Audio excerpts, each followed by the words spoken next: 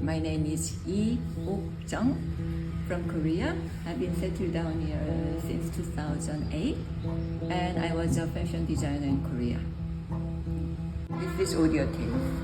We don't use it anymore. And as a fashion designer, I found it's kind of yarn. So it's not the waist for me, it's the back. I didn't finish it yet, but as it is, it's a good. It's a I cannot say it's a waist.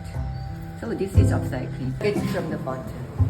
So we use all the bottle and bottle cap. So many people's waist are here together. We use differently. This is from the old t-shirts. We used around 15 t-shirts.